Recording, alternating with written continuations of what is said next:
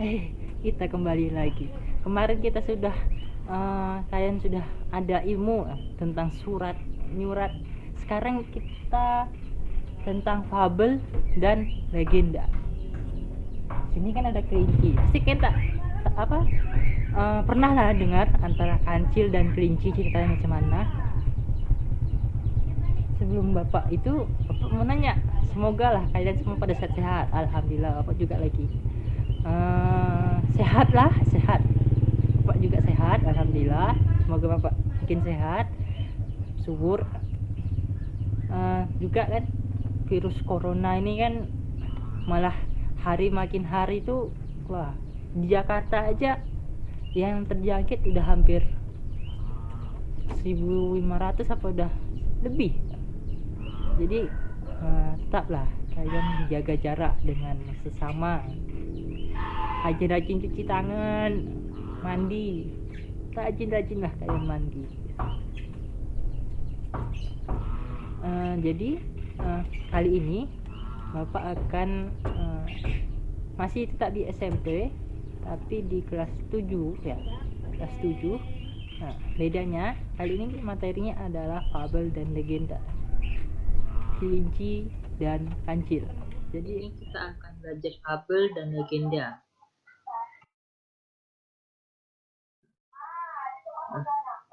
Kita ke tujuan pembelajaran dulu. Tujuan pembelajarannya, pendidik menjelaskan definisi, jenis, fabel, dan legenda serta cirinya. Yang kedua, mengamati contoh fabel dan legenda, dapat memahami definisi, jenis fabel, dan legenda serta cirinya. Yang terakhir, memberikan tugas agar lebih memahami fabel dan legenda. Mari kita ke pembelajaran. Fabel. Fabel adalah salah satu jenis dongeng. Jadi, dongeng adalah cerita proses rakyat yang tidak dianggap benar-benar terjadi, tetapi dongeng diceritakan untuk hiburan. Fabel atau dongeng binatang adalah dongeng yang ditokohi oleh binatang. Di Indonesia, fabel pada umumnya menggunakan binatang kancil sebagai tokoh utamanya. Mari kita lanjut ke legenda. Legenda adalah cerita proses rakyat yang mirip dengan mite. Cerita dalam legenda dianggap benar-benar terjadi, tetapi tidak dianggap suci, dan oleh yang mempunyai cerita sebagai sesuatu yang benar-benar terjadi. Legenda ditokohi oleh manusia, ada kalanya mempunyai sifat-sifat luar biasa, dan sering dihubungkan dengan makhluk gaib. Jenis-jenis fabel ada dua. Yang pertama, fabel klasik. Cerita yang telah ada sejak zaman dahulu, tetapi tidak diketahui persis waktu munculnya, yang diwariskan secara turun-temurun lewat sarana lisan. Jadi diceritakan ini punya nenek ceritakan ke cucu ceritakan kan cicitnya lagi, setelah turun-temurun. Sedangkan fabel modern, cerita yang muncul dalam waktu yang relatif belum lama dan sengaja ditulis oleh pengarang sebagai ekspresi kesasaan. Beda kan? Fabel klasik sama modern. Jenis-jenis legenda. Wah, ada berapa nih? 1, 2, 3, 4. Ada 4 jenis legenda. Legenda keagamaan, yaitu legenda yang menceritakan tentang kehidupan keagamaan. Misalnya tuh ada kesaktian apa gitu, atau dari tokoh-tokoh agama. Misalnya legenda tokoh Sunan Kalijaga. Seperti itu legenda keagamaan. Terus legenda alam gaib, ya, sesuai dengan namanya alam gaib, tahayul.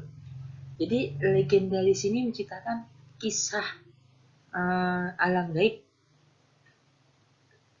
di penduduk sekitar, menurut kepercayaan sekitar. Misalnya ada legenda pintu gerbang ke mana gitu, kan alam gaib. Yang ketiga, legenda perorangan. Itu tentang tokoh-tokoh tertentu. Jadi legenda tokoh tertentu, misalnya legenda tokoh Jaka Tingkir, terus Lutung Kasarung. Lutung Kasarung itu kan ceritanya tokohnya tuh berbulu panjang kayak monyet warna hitam gitu. Seperti itulah tokoh. Jadi legenda perorangan itu legenda tentang seorang tokoh. Yang kedua itu yang terakhir legenda lokal atau setempat. Jadi ini biasanya nih legenda yang menceritakan terjadinya suatu daerah atau tempat. Misalnya legenda adanya pulau ini, atau enggak legenda gunung ini, itulah legenda lokal setempat atau legenda setempat. Ciri-ciri fabel. Tadi kita udah tahu pengertian fabel seperti apa. Jadi ciri-cirinya dan juga kita tahu jenisnya. Ciri-cirinya itu tokoh utamanya binatang. Iya, fabel itu tokoh utamanya binatang. Terus alur ceritanya sederhana. Ceritanya juga singkat dan bergerak cepat. Karakter tokoh tidak diuraikan secara terperinci. Nah, ini nggak ada tahu gimana. Gaya penceritaannya juga secara lisan karena dari mulut ke mulut. Jadi karakter tokohnya tidak diuraikan secara terperinci. Pesan atau tema kadang-kadang dituliskan dalam cerita. Kadang ada ceritanya itu ada pesannya. Kalau kita nih nggak boleh gini, atau enggak kalau kita berbuat ini nanti ada akibatnya. Kan alurnya sederhana, tokoh utamanya binatang. Terus pendahuluannya sangat singkat dan langsung. Tadi kan ciri-ciri fabel. Sekarang ciri-ciri legenda. Yang pertama, oleh yang empunya cerita dianggap sebagai suatu kejadian yang sungguh-sungguh pernah terjadi. Empunya di sini yaitu orang yang menceritakannya. Jadi itu ada kayak orang yang dituakan itu dia pernah mendengar atau dari kakek-kakeknya dia tuh menciptakan legenda tersebut. Jadi kejadian ini sungguh-sungguh pernah terjadi atau dia sendiri melihat. Yang kedua itu bersifat sekuler atau keduniawian, terjadinya pada masa yang belum begitu lampau dan bertempat di dunia seperti yang kita kenal sekarang. Iya, jadi ceritanya ini seperti kita terjadinya Pulau Kundur atau terjadinya Pulau Tanjung Pinang atau nama dari Tanjung Pinang. Jadi itu ada dan memang kejadiannya di dunia nggak di dunia gaib, di dunia nyata. Sejarah kolektif, maksudnya sejarah yang mengalami banyak distorsi karena sering berbeda dengan kisah aslinya, karena diturunkan temurun ini. Jadi kan banyak tuh yang dengar. Jadi setiap orang itu berbeda penafsirannya. Tapi ceritanya intinya sama, cuman kayak beda tokohnya tuh atau nama tokohnya beda-beda. Kejadiannya tuh bisa jadi di tempat situ juga atau di sebelahnya sedikit lah, nggak jauh dari situ. Yang keempat bersifat migratif, yakni dapat berpindah-pindah sehingga dikenal luas di daerah-daerah yang berbeda.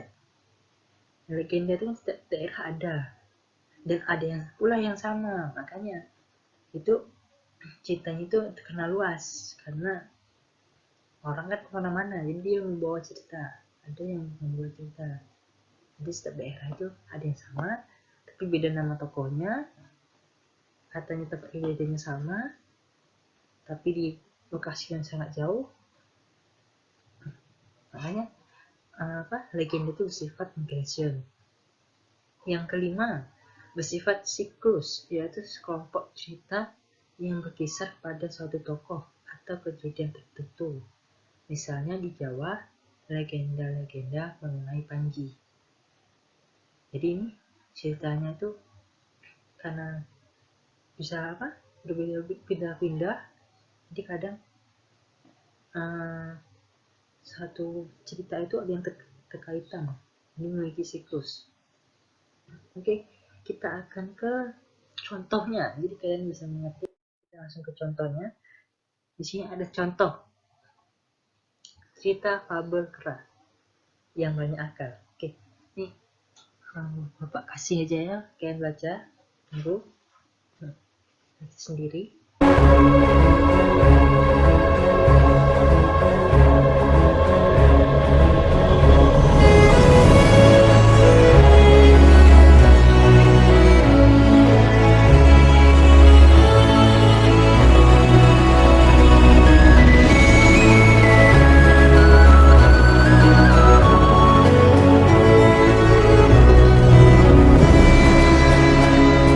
Contoh yang kedua ini contoh tentang legenda batu ampar atau batu yang terhampar.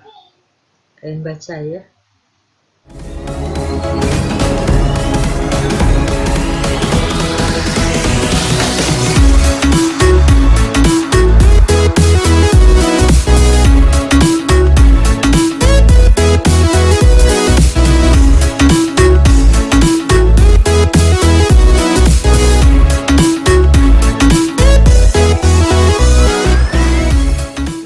Udah baca tuh fabel dan legenda. Sekarang Bapak nanya. Enggak banyak lah. Ini tanyaannya itu siapa tokoh utama dari fabel dan legenda? Cerita fabel dan legenda tadi. Ini gampang ya? Siapa tokoh utamanya? Terus ada tak terkaitannya tuh tokoh utama dengan pengertian fabel tadi sama legenda ini dengan pengertian legenda?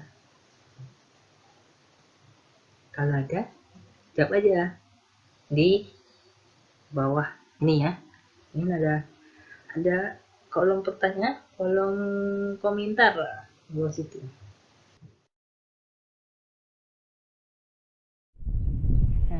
Jadi gimana anak? Udah tahu kan apa perbedaan fabel dan legenda? Ya, fabel itu kan jadi dia tuh ceritanya terdiri dari hewan. Biasanya tokoh utamanya hewan ya, misal kelinci cuma. Dan yang legenda ya kan, cerita rakyat. Walaupun fabel turun temurun, legenda juga kadang turun temurun. Bukan kan yang terutama dari naik kakek. Jadi untuk pelajaran selanjutnya kalian baca dulu lagi kembali di fabel dan legenda ini. Nanti ada terkaitan antara fabel dan legenda juga. Semoga sehat selalu. Jangan lupa sekali lagi cuci tangan, kalau keluar pakai masker. Jangan keluar aja, keluar nak main tuh pakai aja masker kain sekarang. Terima kasih ya, sampai jumpa lagi.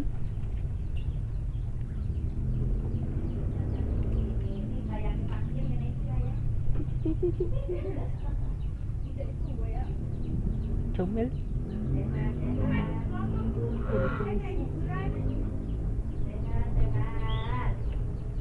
fabel kelinci versus kancil.